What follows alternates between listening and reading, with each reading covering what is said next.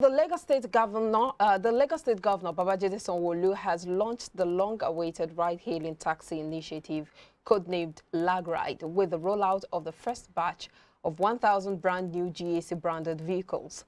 The Lagos Ride scheme is expected to compete with other well-known e-hailing services like Uber and Bolt, as well as provide employment for thousands of drivers. The ride-hailing taxi initiative, which is being operated on a lease-to-own basis, is a component of the state government's multimodal transportation blueprint being executed under the themes agenda of the Sanwo-Olu administration. Furthermore, the initiative is a partnership between Lagos State-owned Ibile Holding Limited and CIG Motors Company Limited, with the objective to provide clean and reliable means of taxi movement across the metropolis at affordable cost, using brand new vehicles. Now we take a look at the Lagos Ride scheme. And joining me to discuss this is Gamaliel Tanimomo. He's a business analyst and public affairs commentator, and he would be analyzing this issue with us this morning. Thank you so much for joining us, Gamaliel. Gamaliel.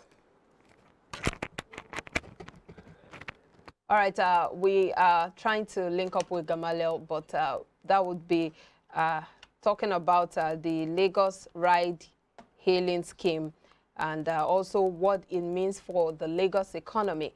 Gamaliel, are you with us now? Loud and clear. Oh, okay, thank you so much for joining us.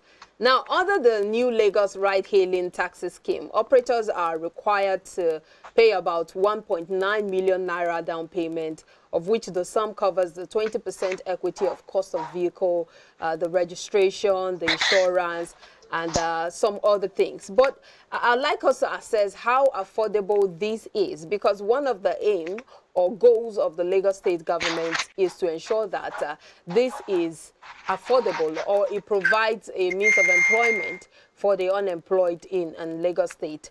Now, how affordable is this, looking at the cost for the average Nigerian? Okay, good morning. Thank you for having me, and good morning to all our listeners, irrespective of where you are listening from. So like I've pointed out, affordability is very critical when government is trying to float certain initiatives, and I do not think that amount is affordable.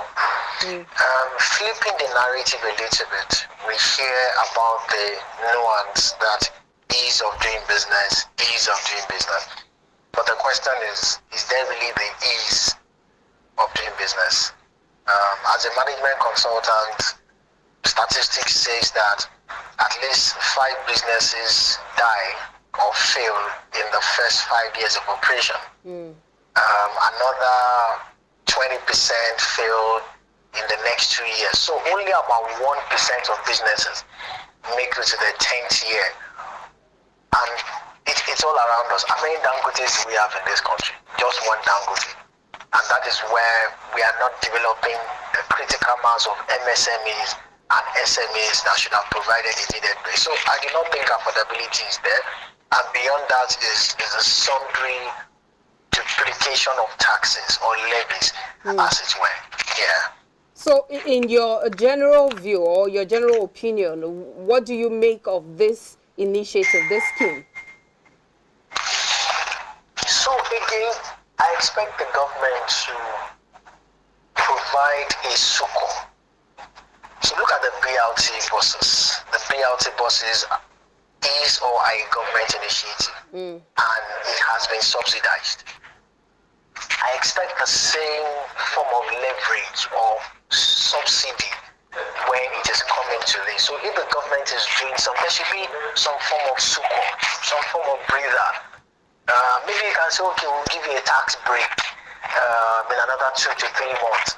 So look at the hailing bikes, for example.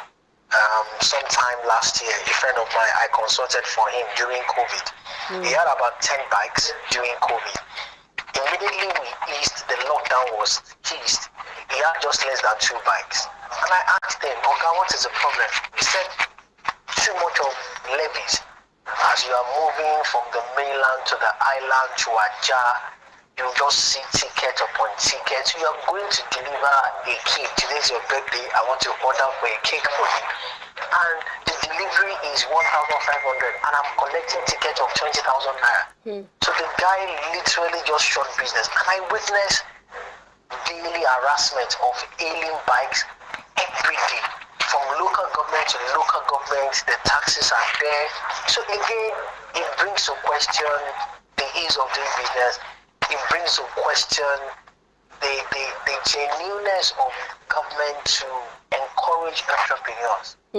But if you look at the plan or the strategy that the Lagos state government is deploying, they are saying that 1.9 million naira would be the down payment, meaning that you would still get to pay some form of amount that will be deducted from the driver's account over time before he now eventually gets to own the car.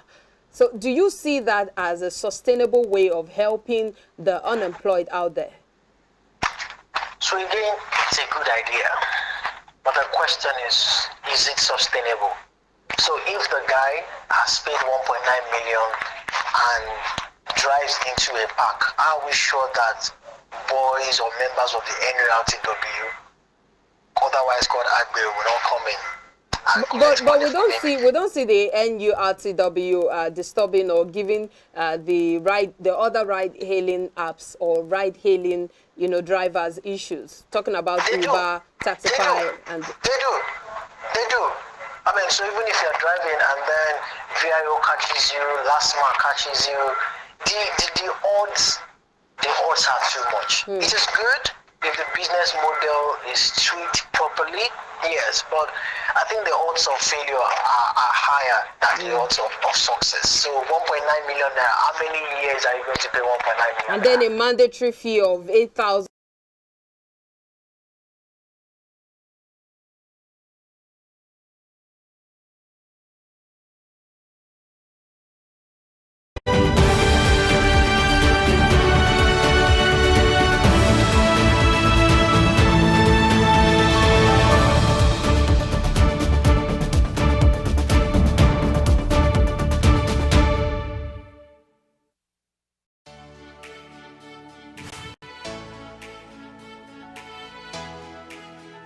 Most people don't understand the magic of the perfect skin, the allure of a well-pampered skin.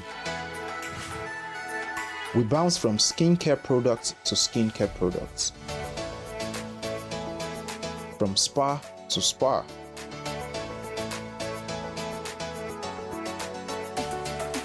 Looking for that ideal solution.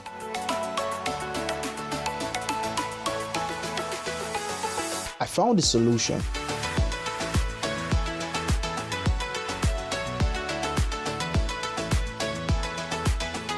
And it's Blemiville Skincare and Spa.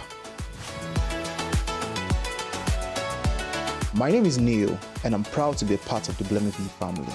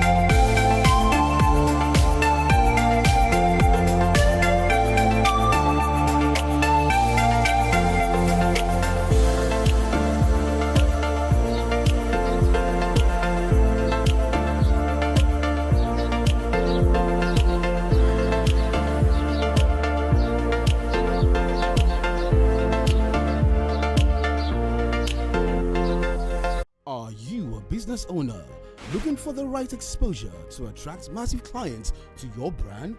The long search is definitely over. SME Hub allows you showcase your products and services to a wide range of viewers and buyers nationwide. For further inquiries, please call Alero on 081 323 43262, or you can send an email to alero.ogudere@ibrandtv.com. Grow your brand and boost your business on SME Hub, live on iBrandTV, where business comes first.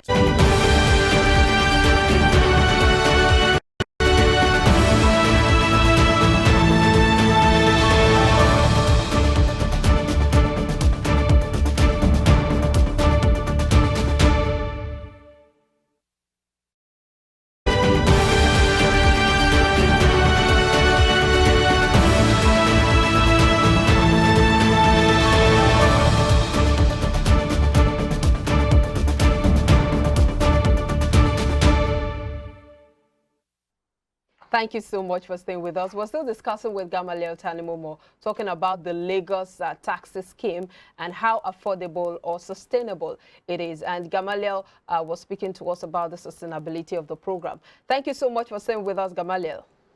Thank you for having me once again. Yeah, so we're talking about the sustainability and affordability of this scheme, looking at the fact that the drivers have to pay a down payment of 1.9 million naira, and then there has to be a deduction of 8,709 naira from their wallets, that on a daily basis to service their debt obligation of 25%. And you were emphasizing the fact that it isn't sustainable. So I'd like you to land on that thought before we forge ahead in the conversation. Okay, so the scheme, like I said, is good.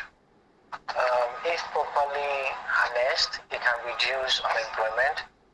But the modus operandi, I think, needs to be tweaked. So the question is, why am I supposed to pay a 1.9 million naira down payment? How many people have 1.9 million naira in their account? According to available statistics, less than 20 to 30% of Nigerians have 500,000 naira in their accounts, according to the Nigerian Bureau of Statistics. So if you are telling me that I need to make a down payment of 1.9 million naira, then there is a challenge. That's number one. So the other question is the other charges that were coming in, service charge, discharge. How sustainable is it? So what is the lifespan of this project?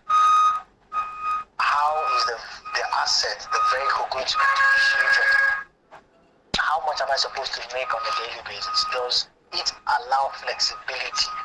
So these are the things that we need to consider before rolling out packages like this. It is good, like I said, but the dynamics is what I think should be tweaked a little bit so that it can attract a lot of young people who are unemployed and who would probably see this as an escape route out of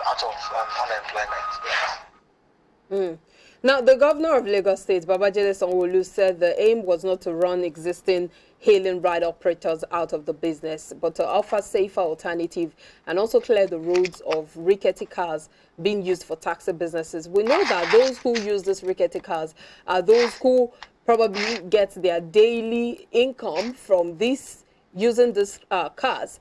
So what's the fate of the owners of these rickety cars, especially looking at the statement that they would, the state government is planning to clear the roads of these rickety cars?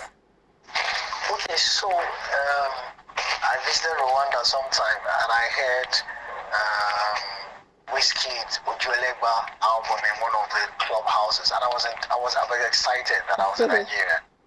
So we will never be able to phase out yellow buses. When my children grow, I want to see downfall or the Molo bus, but not as common as it is. Lagos is a stratified economy. We have the rich, we have the poor, we have the lucky, we have the super poor, we have the wretched poor. So as these stratas exist, there will be offerings that appeal to this strata. So the yellow cars will always be there. Those babas, they can't adjust to change. They are parked somewhere, give us this day our daily bread. Exactly, which is why I would like to also ask you, if you look at the the goal or the aim of this particular government, especially when it comes to making Lagos a cosmopolitan state and making it as industrialized as possible, you'd see that they've had different issues with evacuating or telling people to leave their source of income in marketplaces, for instance, roadside hawkers and all of that. We've seen them clearing out all of these people, and which has an adverse effect on the economy generally, because these people make their daily income from these streets and all of that. And the state government now making this statement, it looks like something that the state government might follow up, especially when it comes to taking out the source of income from these people. Do you see that as an issue, especially if the state government goes through with this plan? Okay, so the government needs to balance the two sides of the extreme. And let's not forget that capitalism is the new order. So it is what it is globally. However, there should be provisions for bottom of pyramid. So even in the future, when there's no more Oshodi, there should be somewhere that targets rural dwellers. So even if you go to London to go and shop, you go to stores where you can buy okarika for £1, $1, 1 cent. All of those stores are still there. And then if you want for your birthday, want me to buy you a Marks and Spencer £25, I can still go to another store downtown or uptown. So those extremes of social strata needs to be there. Lagos needs to step up to the challenges and to the evolution into one of the fastest growing economies in Africa. But we cannot totally take out the bottom of pyramid. We can also, government has to put a face to its implementation policies. You can't face out red buses totally, you can't face out downfall buses totally, but there has to be a gradual face out. It can't be drastic. And then alternatives need to be provided. There has to be alternatives. So if we're talking about roads, about 4 million cars fly the Third Mainland Bridge, I mean, mostly on a monthly basis, let us consider the waterways. How safe are waterways? Lagos is surrounded by water. Why do I have to go on Third Mainland Bridge every day, my sister? Why can't I jump on a ferry that is safe and I won't be bleeding the blood of Jesus or shouting Allahu Akbar when I'm in the boat? Because I was going to say we have the ferries, we have them there. We have them there, but there are disaster waiting to happen. A friend of mine visited from Rwanda and she took one of the ferries and the boat stopped in the middle of the water. All right, let's bring this home and wrap it up shortly. I want us to talk about the fact that this is a partnership between the Lagos State-owned Ibile Holding Limited and the CIG Motors Company, which is a Chinese company, and the objective is to provide clean, reliable means for taxis movement. But one would expect that we would bring it home. We would bring the money home and maybe work in partnership with a locally produced or a local company instead of taking it to China. Again, so much for government. Government speaks from both sides of the mouth. We are talking local content and there is innocent motors. Imagine if we set up a manufacturing plant. All the plants I know, they have all folded up. Go to Oba Accra, there are no more plants there. These plants have closed down and they have all gone to Ghana. Ghana is just less than Lagos, but Ghana economy is growing. So why can't we empower a plant in Lagos to develop these cars? Imagine the number of direct and indirect jobs that will be created. Why do we have to engage in unnecessary capital flight at the end of the day? So again, sometimes I wonder why the government will take one step forward and several steps backward. But hey, it is what it is. All right, it is what it is, and we have to just end it there. Thank you so much, Gamaliel Talimomo, for your take on the show this morning. Thank you for having me. All right, have a great day.